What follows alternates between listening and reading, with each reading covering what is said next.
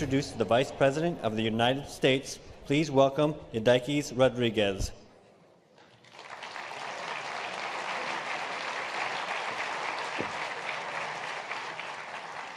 Hi, everyone. My name is Eudaquis Rodriguez, although I sometimes go by Ida. I'm a postdoctoral fellow at Florida International University. I work now with the STEM Transformation Institute, whose mission is to help institutionalize some of the initiatives to scale that were discussed this morning in this morning's panel.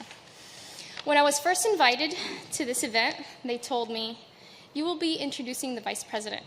And I asked, "Of the United States?" My heart started racing. But then I settled down a bit and I asked myself, how did I get here? And it was not without help. As an immigrant, my mother dreamt of a better life for her and for her family when I was just a child. From the beginning, I knew that I always had someone that would believe in me. In high school, I was good in science and math, but didn't think much about college until my physics teacher had faith in me and placed me in advanced classes. His belief that I could make it was all that I needed. In college, I struggled keeping a part-time job and being a full-time student. My scholarships covered my tuition, but my parents could not afford a car, gas, and food for school. When my grades declined, my second mentor at FIU helped me get a job as a tutor, which allowed me to focus on my studies and still provide for myself. That support got me through undergrad and into graduate school. Now, my greatest reward is being able to be a supportive mentor for other women and minorities pursuing their STEM degrees as I teach, paying it forward just like my mentors did for me. I now hold a PhD degree in physics and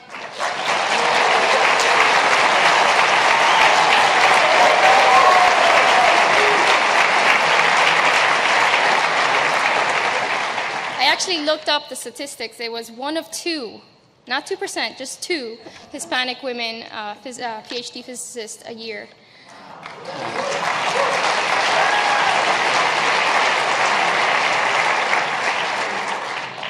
I currently do research on the effective and experiential measures that can explain how women and minorities can succeed, especially in STEM fields. My colleagues and I examine ways which students best respond and ultimately are successful in their college courses and far beyond. And so with great support and great mentors, having faith in my success is how I got here today. And some of the strongest believers, I am glad to say, are our nation's leaders, like the one who I'm about to present, and who always believes in all students, no matter where they live or who they look like, deserve a fair chance to reach their full potential. My heart is still racing, but I am so honored to introduce the Vice President of the United States, Joe Biden. You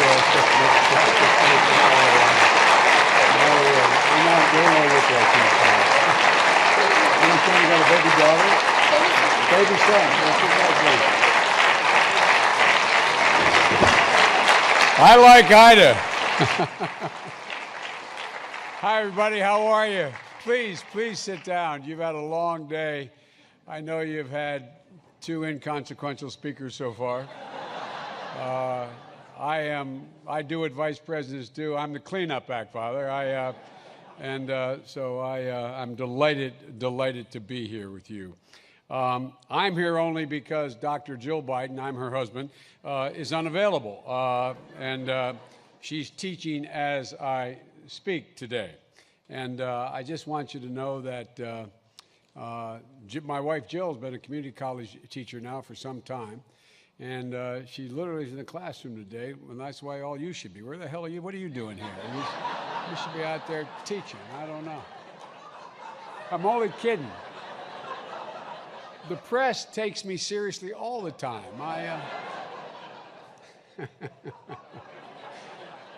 Look, I know you have had a full day, and I don't want to make it too much longer for you.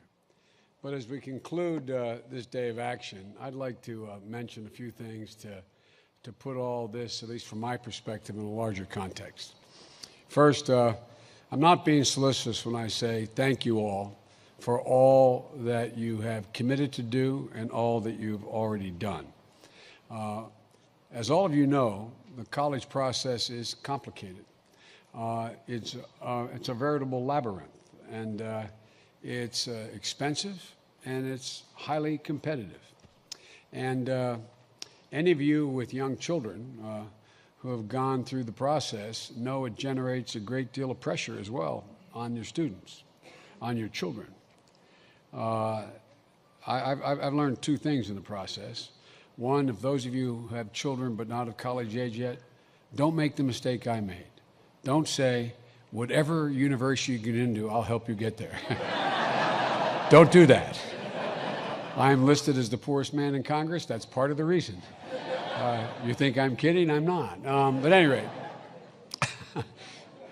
But on the one hand, my children had a real advantage. I had a considerable amount of experience by the time they were applying to colleges. They went to very competitive high schools and had very good grades. And they had a mother who was a college professor and knew what was expected. She knew the process, and in turn, we were able to be of considerable assistance.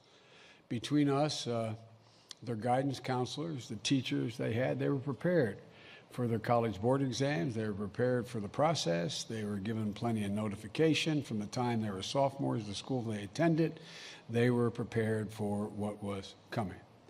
So they knew what courses to take, and they knew what they had to do in order to have a chance. They had counselors to direct them to the colleges within their range. I remember, like all of you probably do with your children, pick 3 reaches, 3 that are solid, and 3 you're absolutely certain of. That all by itself, and all kidding aside, we all know it is an expensive process. Just that. But a significant number of students are like Jill and I were when we were raised. We were raised by well-read parents, none of whom went to college, although Jill's dad went to a business school.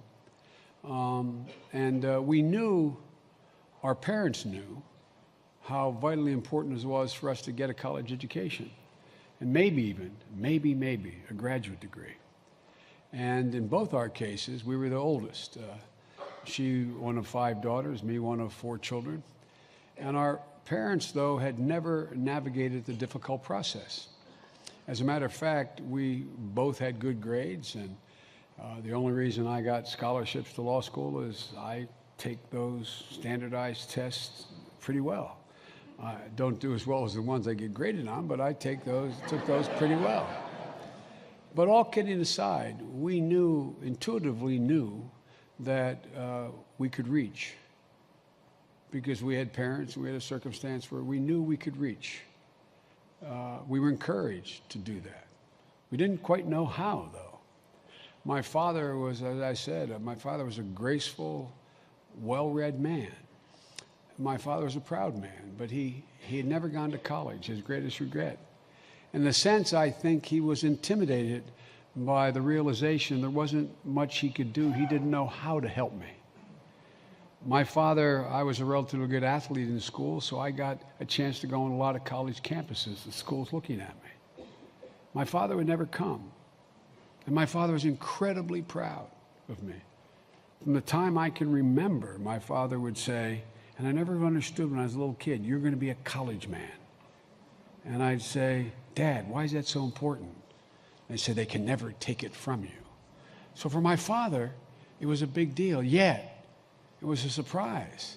They never went on these college visits with me. It wasn't until I got a little older that I realized the man of pride and dignity he was, he didn't know what to do, what to tell me, what to say. As a matter of fact, I don't think my father stepped foot on the campus until I went to college, and it was only in my 2nd semester. That's where a significant number of young, qualified, bright students find themselves today.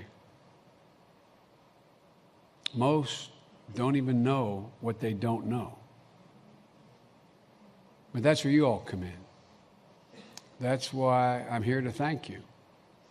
Because making a commitment for them to, quote, I had a great friend who was a great basketball player. When I was in school, he played for Providence College with Walker and Reardon. They both played in the pros. He was a great, great athlete, died young.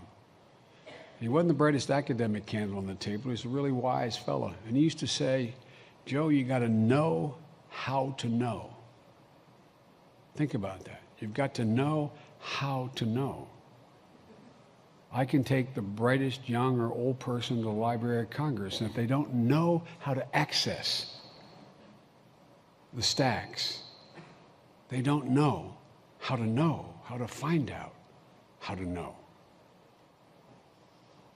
But what you're doing, which I think is most important, I doubt whether it's been spoken to, is you're helping an awful lot of kids like I was, but in much more difficult circumstances and with more capability than I had, to recognize sooner than later the capacity they possess.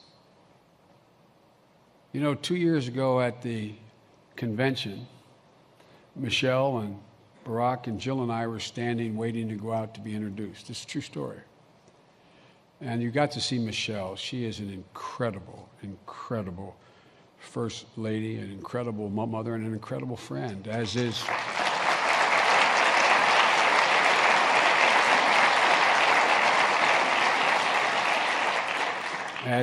the president. Matter of fact, one of the great byproducts of, we used to say in the Senate, a point of personal privilege, their two daughters and two of my granddaughters, each other's best friend. They vacation together, they spend time together. I told my granddaughter last year, we're going to 10 o'clock Mass. She said, Pop, I can't. I said, whoa, this is your grandfather. You're going to 10 o'clock Mass. She said, I can't. She said, the president's picking me up in 5 minutes. Well, what am I going to say? Except the good news, I had one son who went to Georgetown. I said, they got a 7 o'clock Mass at Georgetown. We're going to 7. But anyway, all kidding aside, I forget whether it was Michelle or Jill who said it, but we're standing there waiting. And I think it was Michelle, but I'm not certain of that.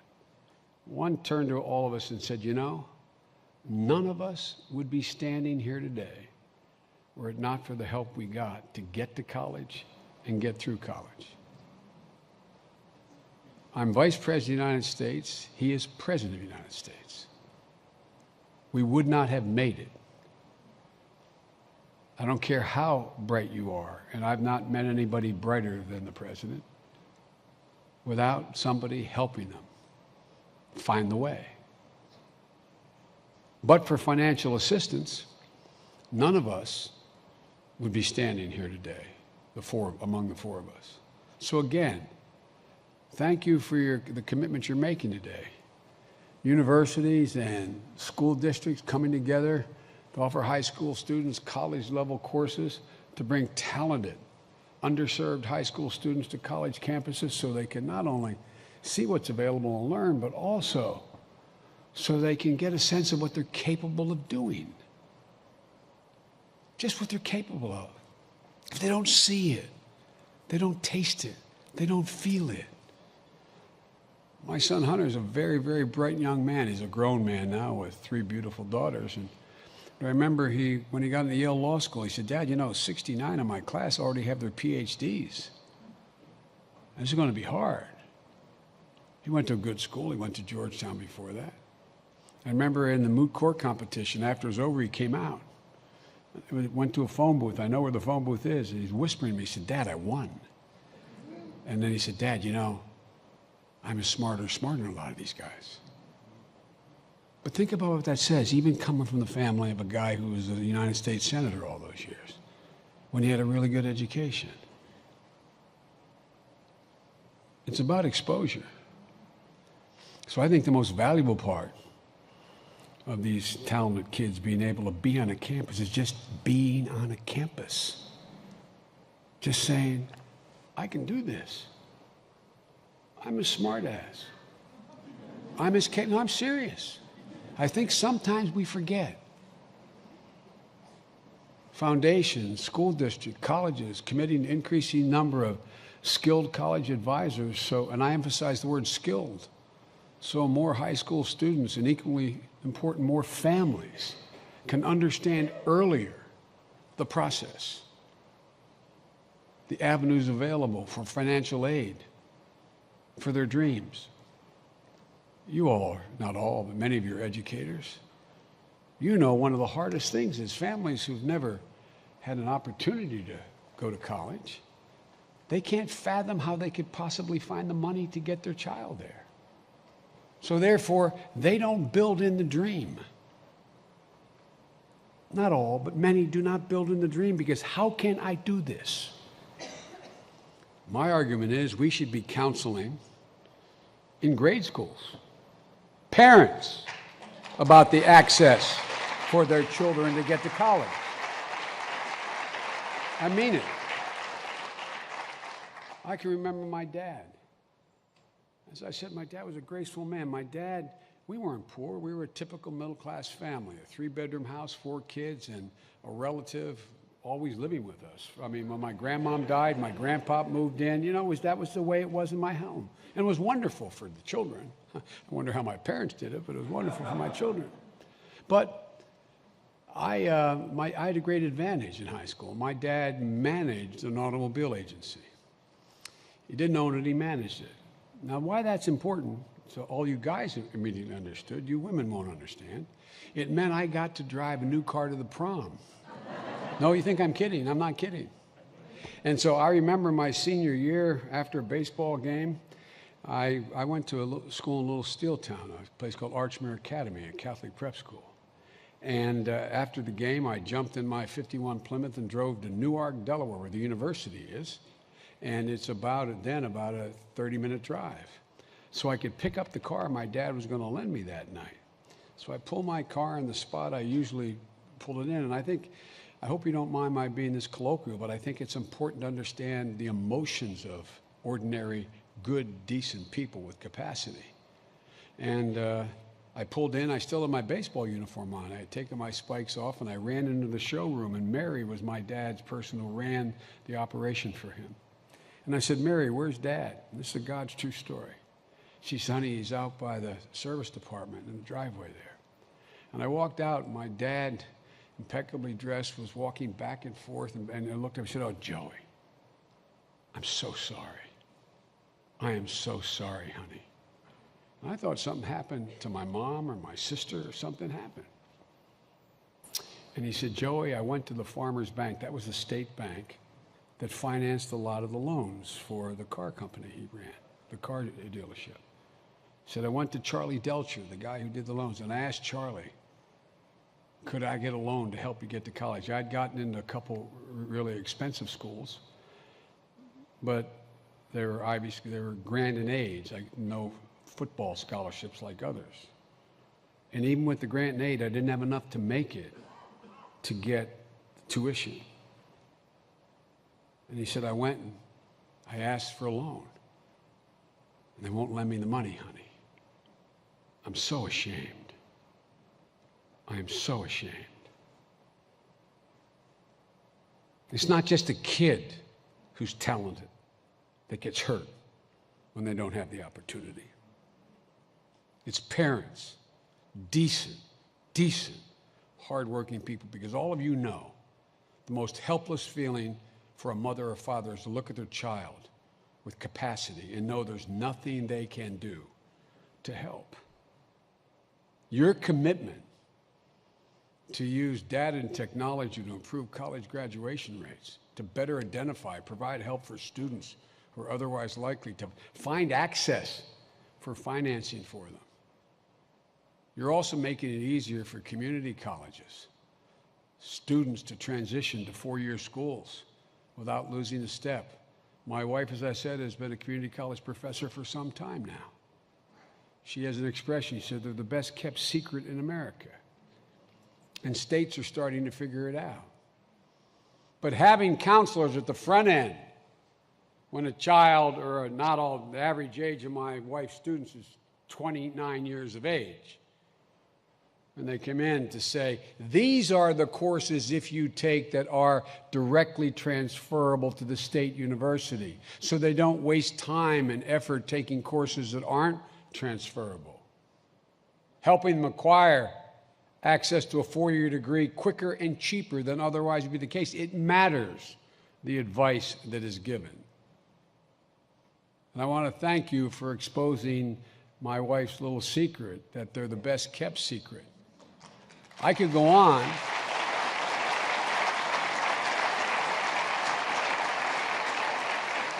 I could go on because I'm accused of being too passionate about this overall subject, but you heard from the President and the First Lady, and I think one of the finest Secretaries of Education that we've ever had, and I've been here for a long time, Arne Duncan.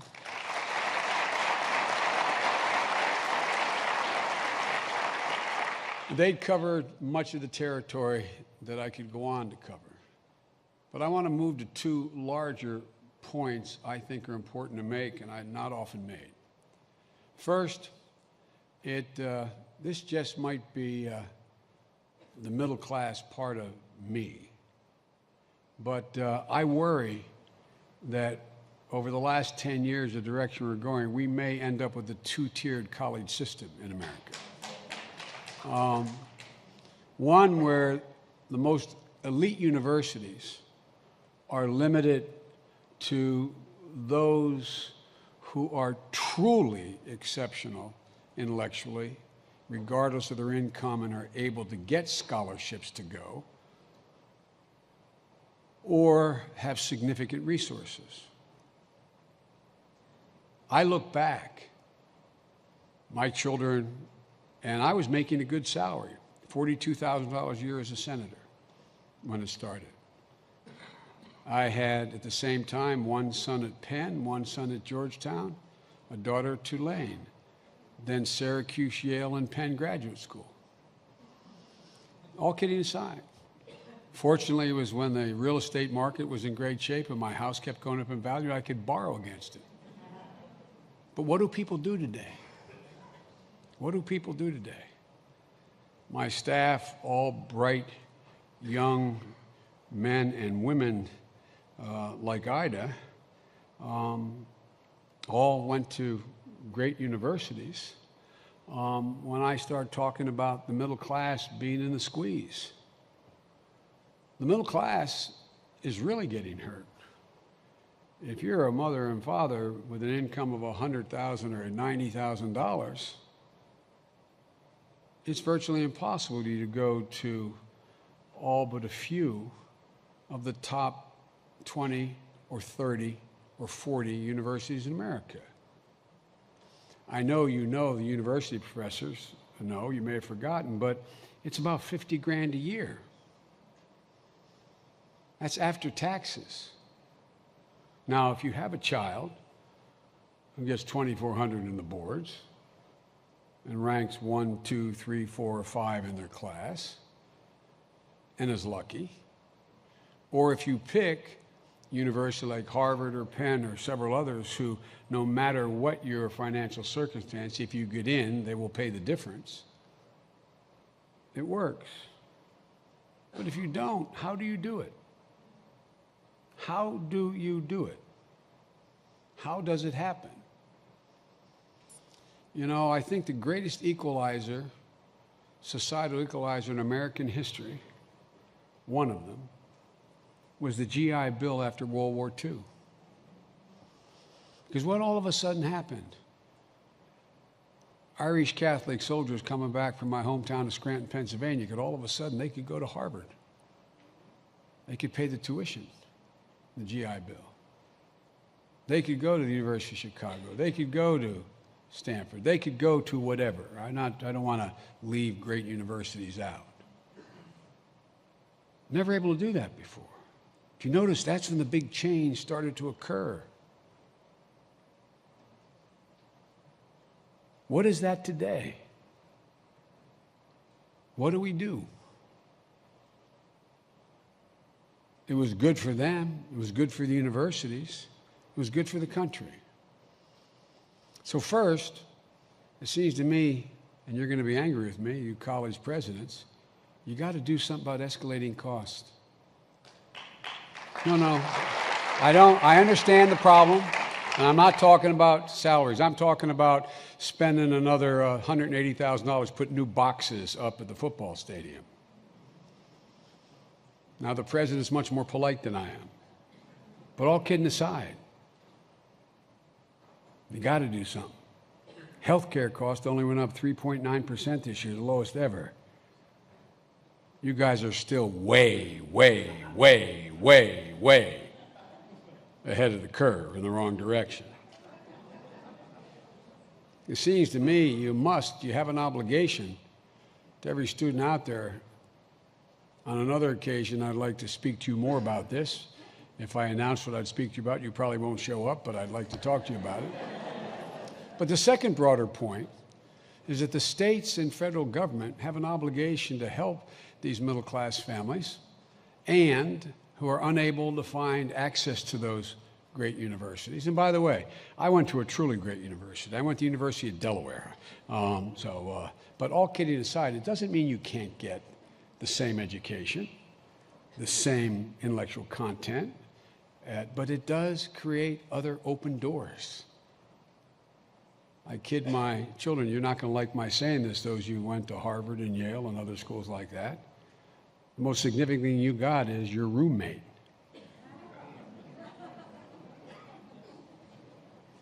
You know I'm telling the truth.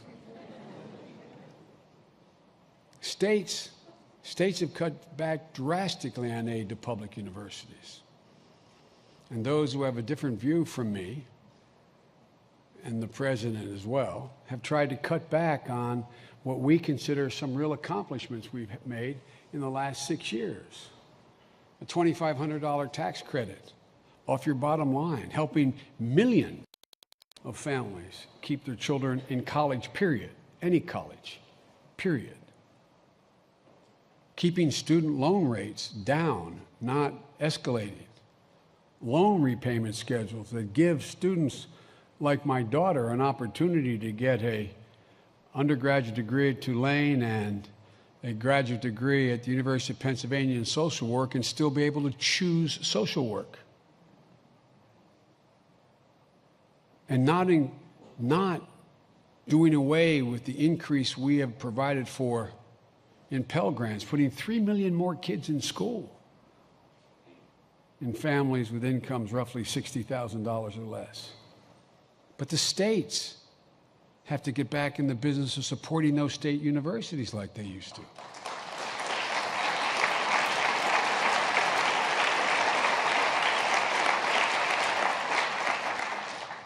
And you all can help because I know you're making the case.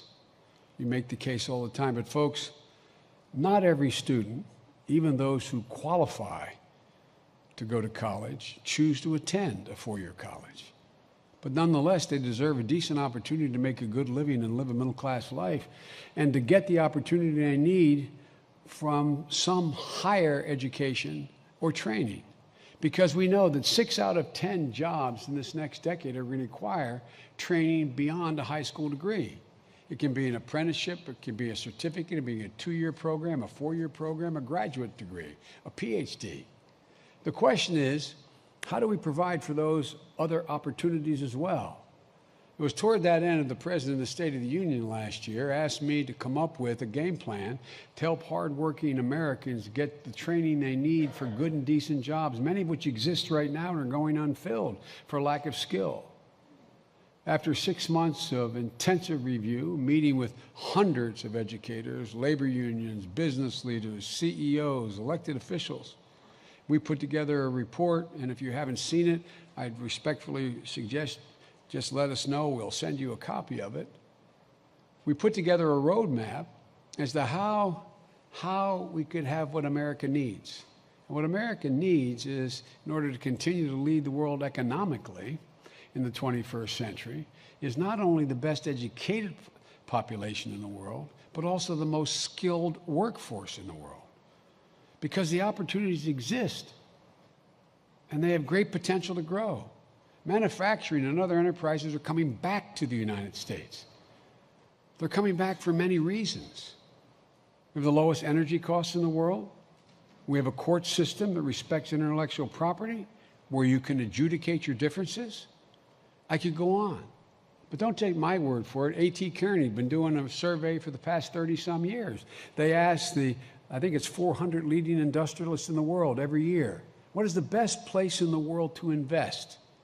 And this year, once again, but by a margin larger than any time in the history of the survey, they said the United States of America in all sectors, from IT to manufacturing to the service economy, in every sector.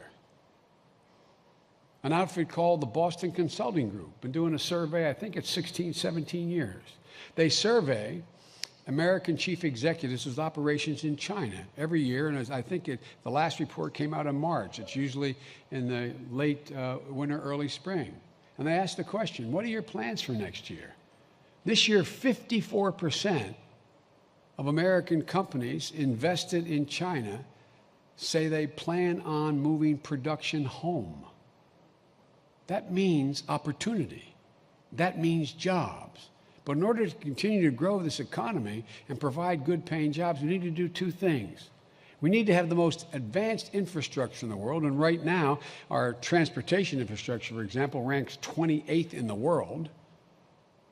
That's for another speech and another time.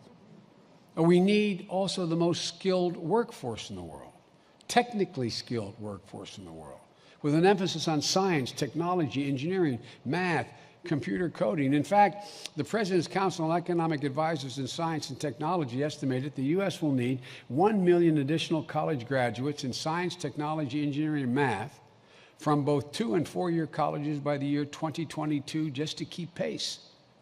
Also consider the growing industries, information technology. We will need 1,300,000 new IT jobs by 2022, additional jobs.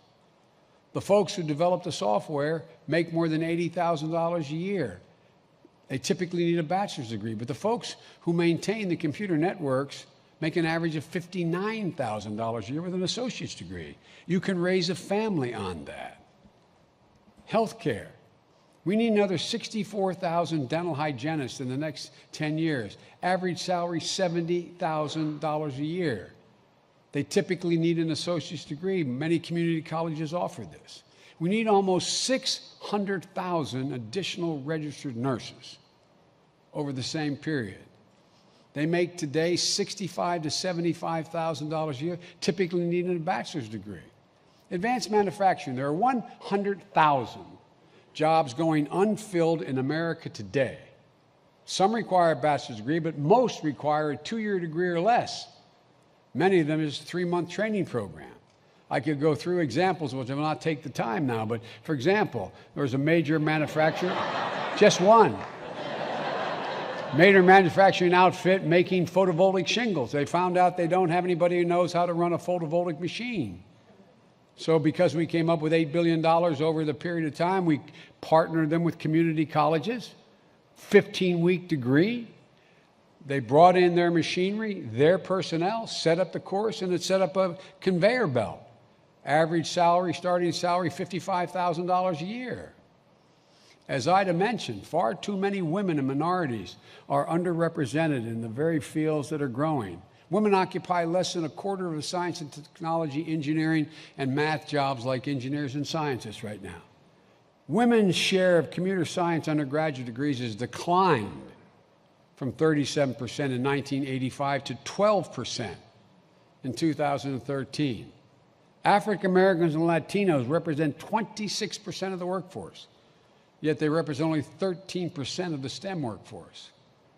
That's why our 110 new commitments towards STEM education are critical, increasing STEM graduate rates to 35% up to 35% over the next 5 to 10 years, producing thousands of more students that will help us reach the administration's goal of 1 million additional STEM graduates by 2022. Increasing mentoring, financial aid, tutoring, internships, women and minorities pursuing STEM fields, focusing on women and minorities. Moving away from traditional lecture-based courses to more active classrooms that encourage students to solve problems in small groups and hands-on experience at modeling. Perhaps more than 10,000 additional STEM teachers in K through 12 are needed. All this matters, but it's only a start. There's so much more to do and so much opportunity. There are 3,000 four-year colleges and universities in the United States of America. There are 1,700 two-year colleges. There are 13,000 school districts in America. We need to eventually reach all of them so many more promising students can meet their capacity and understand they possess the capacity. And so our country's economy can meet its full capacity. Because the one thing that distinguishes children raised in economically challenged circumstances from those from more privileged circumstances is not capacity. It is access and opportunity. So again, thank you all for helping us expand access, expand opportunity. Our children are not just our children. We talk about individual. They're all our children. And they're the kite strings that lift our national ambitions aloft. And so the more you can do, the more you burrow in, the better off we're all going to be. Thank you all so very much. I apologize for my passion. Thanks for what you're doing. God bless you all, and may God protect our troops. Thank you. Thank you very much. I appreciate it. You guys got caught the front pew. I'm sorry. Thank you. Hey,